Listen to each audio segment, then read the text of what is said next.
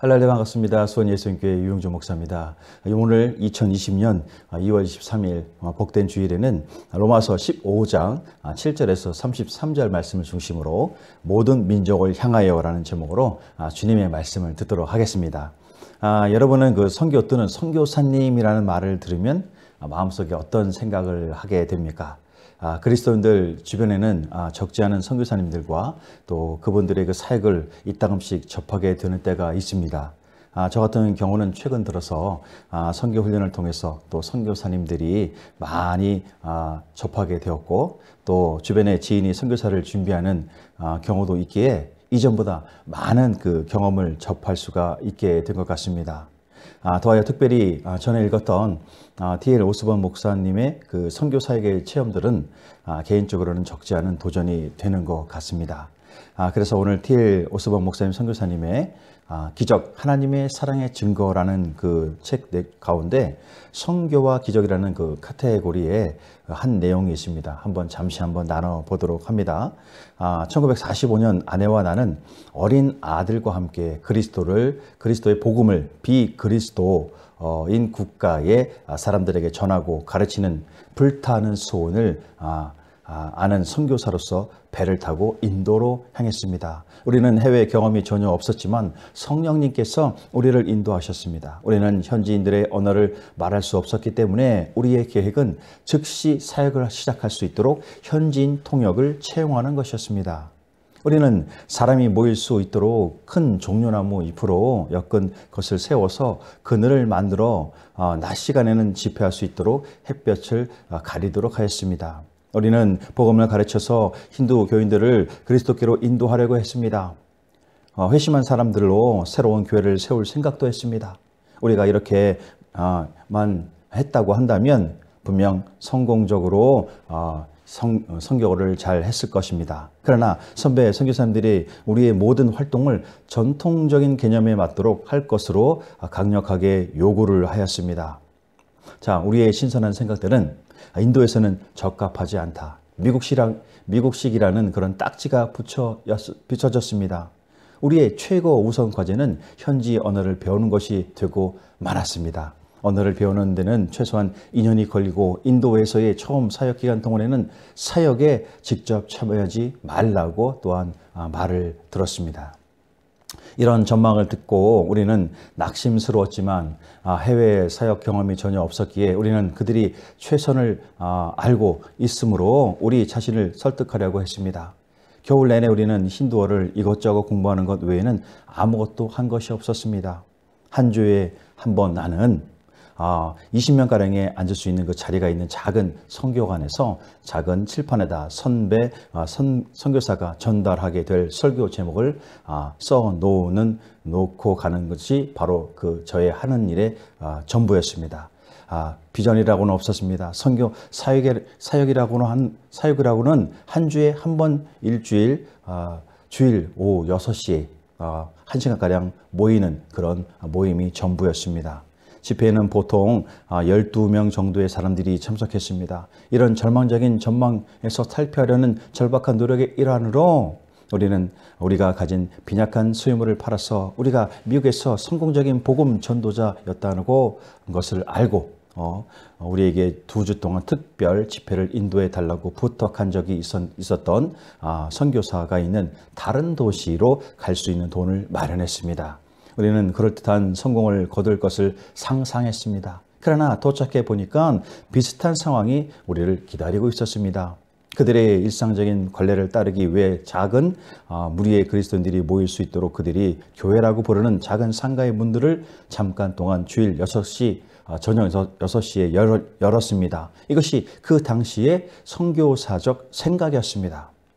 우리의 연속적인 집회가 시작되기 전에 그 선교사는 사람들이 그리스도를 영접하기 위해 앞으로 나오도록 초청해서는 안 된다고 내게 말했습니다. 그는 이렇게 설명했습니다. 우리는 여기서 미국과는 다르게 하고 있습니다. 2주 동안 내가 복음을 전한 뒤에 그 선교사가 강단에 올라가서 그의 손을 들고 엄숙하게 형식적인 축도를 한 후에 사람들을 돌려보냈습니다. 어떤 결과도 기대하지 않았으며 어떤 일도 일어날 수 없었습니다. 마치는 날 밤 선배 선교사의 반대에도 불구하고 나는 말씀을 들은 사람들에게 그리스도를 영접할 기회를 주려고 결심을 하였습니다. 설교를 마치고 나는 그리스도를 구원자로 영접하기 원하는 사람들을 앞으로 불러내어 무릎을 꿇도록 하고 나는 그들이 주 예수를 자신들의 주님과 구원자로 받아들이도록 기도를 함으로써 그 선교사가 충격을 받게 했습니다. 그것은 11명의 인도 사람들이 눈물을 흘리며 그리스도를 영접하는 것이었습니다. 그 선교사는 너무나 화가 나서 그 집회 장소 밖으로 나가 버렸습니다. 예배 후에 그의 집에 도착하니 그의 부인이 조심스럽게 요점을 말했습니다. 오늘 밤 집회는 우리가 설교하고 미국에서 하던 대로 똑같이 같이 하면 똑같은 결과가 인도에서도 나온다는 것을 증명한 것이었습니다. 자, 그 시대에 풍미했던 소망도 없고 비생산적인 선교사적 사고방식에 적응하려던 고통스러운 경험들을 회상하면서 나는 단 하나 후회되는 것이 있었습니다. 우리는 너무나 젊고 미국 밖에서의 경험도 전혀 없었지만 하나님께서 우리에게 인도에서의 사역에 관하여 주신 생각들을 다른 사람들로 하여금 다른 데로 돌리도록 타협한 것을 나는 후회합니다.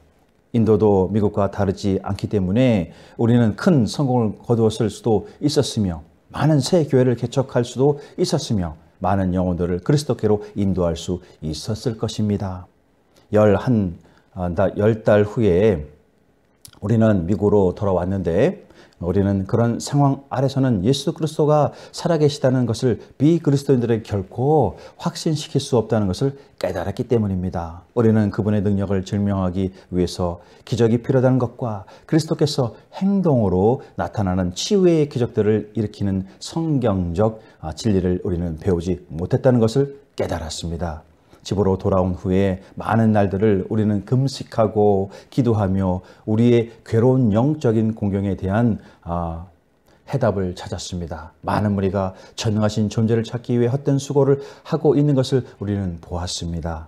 비그리스도인들이 그리스도에 대해서 확신을 가지려면 복음을 설교하고 이 시대를 위하여 그리스도의 기적을 일으키는 능력과 사랑을 보여주는 새로운 씨의 복음 전파자가 탄생해야만 한다는 것을 우리는 알았습니다. 우리는 기적을 믿기는 했지만 그런 기적이 우리의 삶에서 나타나도록 하는 진리에 대해서는 알지 못했습니다.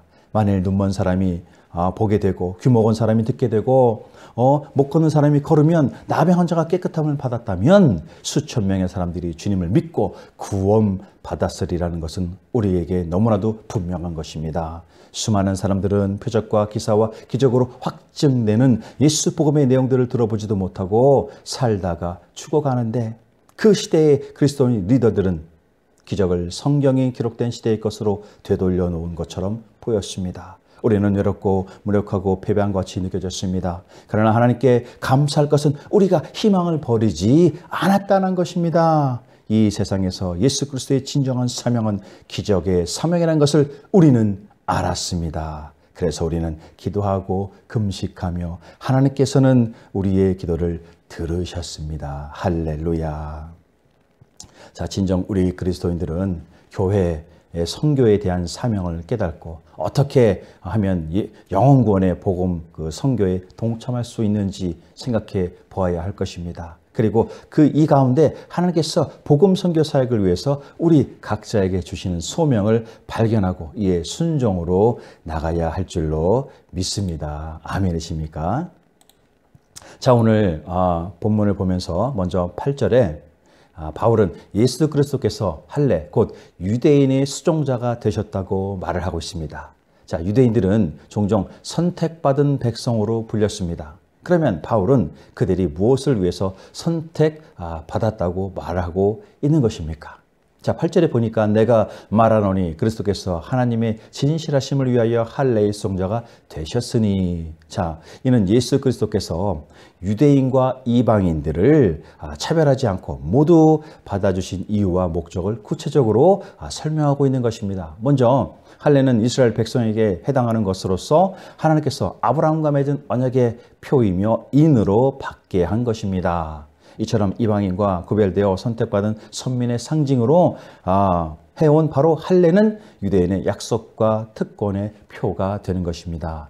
예수 그리스도께서 이러한 할례의 수종자가 되셨다는 것, 바로 예수 그리스도께서 할례 받은 이스라엘 백성들 가운데서 태어나셨고 또 친히 할례를 받음으로써 하나님의 계약인 할례의 법까지도 순종하셨음 뿐 아니라 또한 언약을 맺은 계약 백성 중에 하나가 되셔서 이스라엘이 하나님과 맺은 언약의 수종자가 되셨다는 그런 뜻인 것입니다. 여기서 수종자는 것은 바로 종 또는 섬기는 자, 그런 뜻으로서 그리스도는 종으로서 낫게 되시기까지 하여 바로 하나님께서 유대인의 조상들에게 약속하신 그 언약을 친히 행하신 것입니다. 이러한 사역, 바로 당시 유대인에게 국한된 것을 넘어서 전 인류를 위한 구속의 사역입니다. 이에 대해 바울은 예수 그리스도께서 유대인을 위하여 종으로 보내진 것은 바로 하나님의 진실하심을 확증하기 위한 것이었다라고 말을 하고 있는 것입니다. 진정 예수 그리스도께서 할례의 수종자가 되신 이후 하나님께서 과거의 이스라엘 조상들에게 메시아를 약속하신 대로 예수 그리스도께서 오셔서 그 언약을 성취하심으로 하나님의 진실하심을 입증하기 위함이라는 것입니다. 아멘이십니까? 자, 이어서 보면은 이는 조상들에게 주신 약속들을 경고하게 하시고, 자, 이것은 예수 그리스도께서 하나님의 진실하심을 입증하기 위하여 할례의 수종자가 되신 효과 그리고 목적을 나타내주고 있습니다. 하나님께서 아브라함에게 하신 약속, 곧 아브라함에게 한 자손을 허락하셔서 그 자손 가운데서 메시아가 나오게 하고 그로 인하여 하나님 나라에 속한 백성들이 하늘의 별처럼 바닷가의 모래처럼 많아지게 하리라는 그 약속이 예수 그리스도의 순종으로서 경고하게 된 것을 말하고 있는 것입니다. 이처럼 경고케 하신다, 바로 이것은 헬라어로 성취하다, 확증하다, 확립하다는 것으로 하나님의 약속이 예수 그리스도를 통해서 증명될 뿐만 아니라 실현되고 확립되어 결실하게 된다는 것을 말하고 있습니다. 바울이 이 말을 언급한 것은 바로 유대인들을 통해서 이루어진 하나님의 구원의 역사를 경시해서는 안 된다는 것입니다. 또 유대인에게 있어서 예수 그리스도께서 그 할례의 수종자가 되신 목적을 상기시켜서 구원이 오신 이스라엘에게만 국한되는 것이 아니라 이방인과 열방에까지 구원이 포함됨을 말하고 있는 것입니다. 진실로 유대인들은 세상을 위한 복의 근원으로서 전 인류에게 하나님을 전한 임무를 가지고 선택받은 민족이 되어야 한다는 것입니다. 진정 하나님의 뜻은 유대인들에게만 국한되고 제한된 것이 아니며 온 인류가 예수 복음을 듣는 데 있다는 이 사실을 우리는 잊어서는 안 될 것입니다. 자, 하나님의 백성, 여기서 바로 유대인들에게 열방 곧 이방에까지 예수님을 전해야 하는 책임이 있었습니다. 진정 그리스도인으로서 우리 자신도 이제는 이 책임을 맡게 된 줄로 믿으시기를 바랍니다. 아멘이십니까? 자, 그리고 보면은 선교사로서의 바울, 또 자신이 세운 교회들을 성심껏 섬기는 모습, 존중하는 모습을 보게 됩니다. 자, 우리 13절에 보니까 현대 성경을 보면은 소망의 하나님이 모든 기쁨과 평강을 믿음 안에서 너에게 충만하게 하사 성령의 능력으로 소망이 넘치게 하시기를 원하노라. 내 형제들아, 너희가 스스로 선함이 가득하고 모든 지식이 차서 능히 서로 권하는 자임을 나도 확신하노라. 23절 보니까 이제는 이 지방에 일할 곳이 없고 또 여러 해 전부터 언제든지 서바나로 갈 때에 너에게 가기를 바라고 있었으니 32절 보니까 나로 하나님의 뜻을 따라 기쁨으로 너에게 나아가 너희가 함께 편히 쉬게 하라, 이렇게 말씀을 하고 있습니다. 자, 진정 오늘날의 선교사들과 또 선교사들과 열방에서 또 그분들이 세운 교회들, 그 선교사들과 그 교회들 그 사이의 관계들을 생각할 때 바울의 이러한 태도들, 선교지마다 선의로서의 그 관계 회복과 미 전도 지역에 대한 복음의 확장, 그리고 주님이 인도하시는 선교의 기쁨의 기대가 있어야 함을 오늘 바울의 이 말씀에서 볼 수가 있게 되는 것입니다. 자, 여기서 바울이 이방인을 향한 소명과 또 열정을 품게 된 동기가 또한 무엇인지 알게 되는 것 같습니다. 자, 본문 가운데 15절에서 20절에 특별히 16절을 보면은 이런 말씀을 합니다.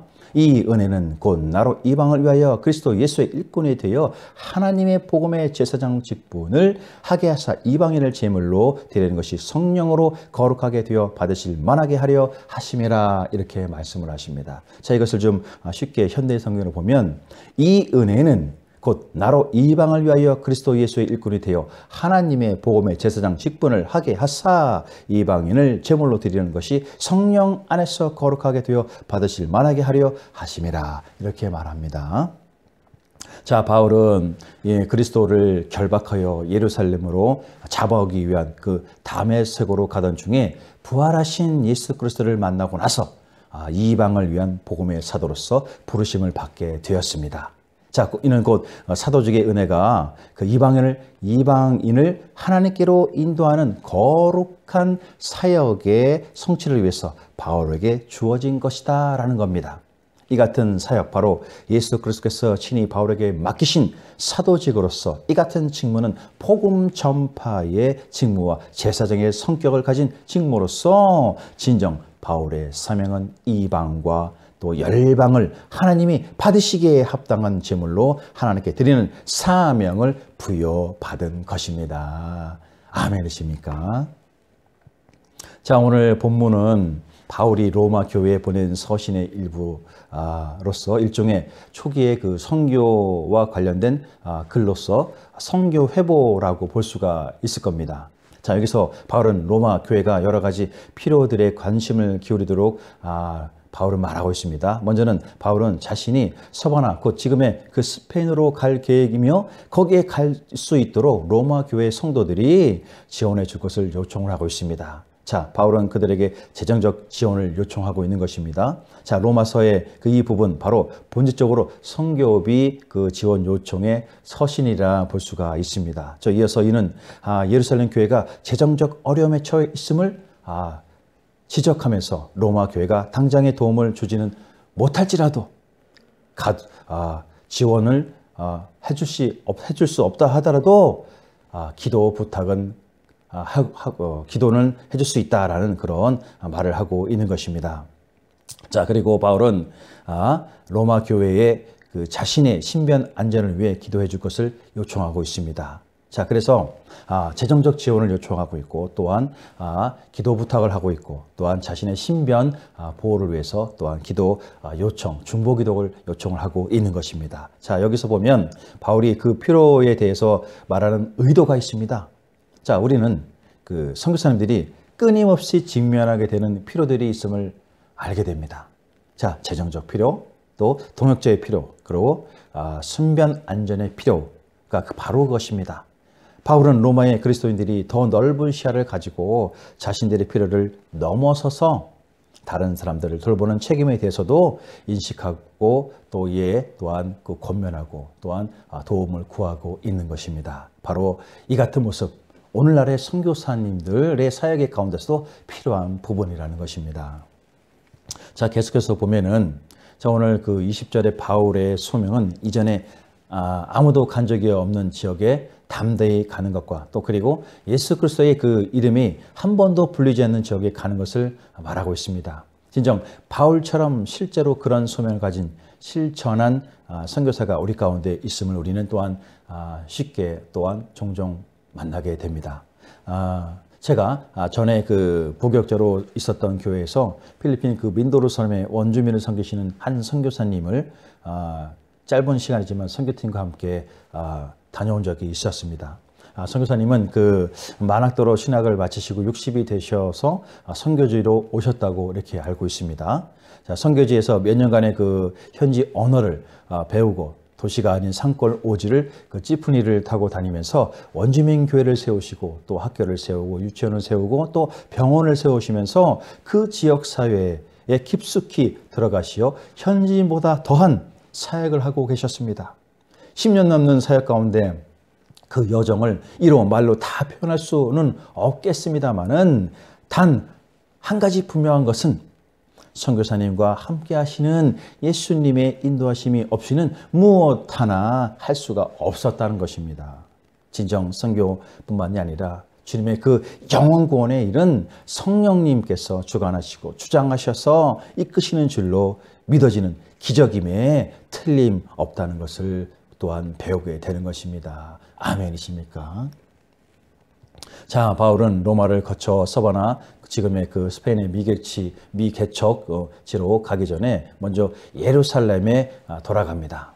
자, 미개척지에 복음을 전하는 것이 바울의 소명이긴 했지만 이는 이국 선교지뿐만이 아니라 자신의 고국에 대해서도 관심을 가지는 바울의 모습을 또한 보게 하는 것입니다. 자, 진정 선교사들은 고국의 그 필요들을 결코 잊어서는 안 될 것입니다. 동시에 국내에 사역하는 목회자들과 사역자 그리고 섬기는 자들도 분명 선교에 대한 확실한 이해가 있어야 합니다. 직접 이방과 열방, 해외에 나가서 사역을 하지 않더라도 여러 방면으로 선교에 동참할 수 있는 기회가 우리 주변에는 충분히 많이 있기 때문입니다. 진정 바울의 그 모습에서 배울 수 있는 또 다른 점, 바로 다른 점은 본문에서 이방 교회들이 예루살렘의 가난한 성도들에게 헌금을 보내는 것과 같은 선교 대상국이 선교 본국의 은혜를 되갚을 수 있다는 것입니다. 실제로 이런 일은 오늘 우리 가운데 보게 됩니다. 과거에 비선교국이었던 나라들이 과거에 선교국이었던, 그렇지만 지금은 현재 복음을 절실히 필요로 하는 그런 나라들에 오히려 선교사들을 파송하고 있다는 것입니다. 한 예로 과거에 비선교국이었던 브라질과 베네수엘라 출신의 그 남아메리카 선교사님들이 이제는 전통적으로 선교국이었던 바로 유럽 지역으로 선교사로 나가서 활동하고 있다는 것입니다. 그리고 우리나라를 보십시오. 불과 100년 전만 해도 가난한 미전도 국가였지만 지금은 국민의 30%가 개신교 그리스도인이고 세계 2위의 선교사 파송 국가가 되었습니다. 놀랍지 않습니까? 자, 여러분 그 서울 양화진에 그 외국인 묘지에 가 보셨습니까? 자, 이곳은 선교사뿐만이 아니라 외국인들로서 한국에 살다가 돌아가신 분들도 함께 있는 묘지입니다. 바로 외국인 묘지입니다. 그래서 이곳에 개신교 선교사와 그 가족 외에 이단 사이비 외국인들의 묘도 있습니다. 아마도 선교사님만 모시는 곳으로 지정하기가 곤란했던 어떤 정치적 또 사회적 이유가 있었던 것으로 보입니다. 아무튼 이곳 가운데 많은 선교사님들과 그의 가족들과 멀리 타국에서 목숨을 다하여 예수 복음을 전하시다가 천국으로 가신 그분들의 인생들을 이곳 가운데서 엿볼 수가 있는 진정 의미 있는 장소임에 틀림이 없습니다. 과연 이분들이 왜 여기 이곳 가운데 묻히신 것입니까? 진실로 자신에게 주어진 예수님의 그 소망을 품지 않았다면 이분들은 여기에 없을 것입니다.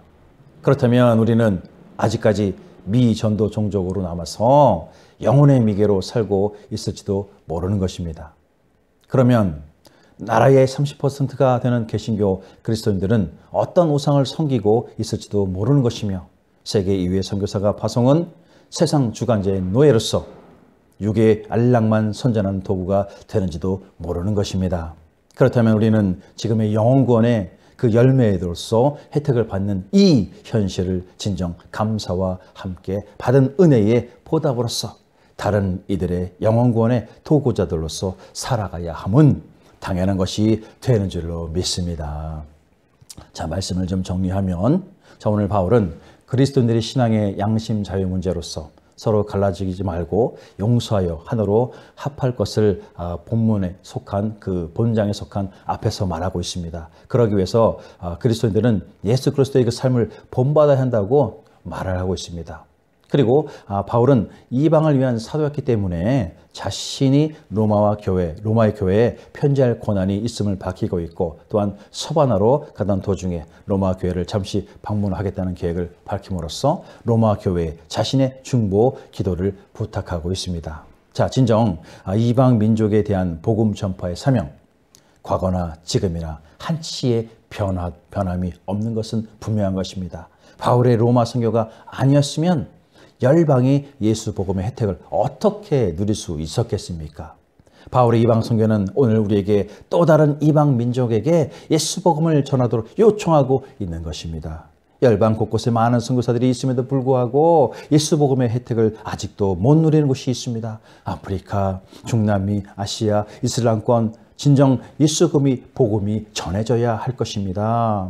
바울과 같은 특별한 사명, 아니 나 자신에게 주어진 사명, 곧 예수 복음이 지역과 열방 가운데 전해지도록 예수님의 음성을 듣고 기도와 준비로 실천해 나가야 할 것입니다. 주님께서는 말씀하십니다. 너희는 온 천하에 다니며 만민에게 복음을 전파하라.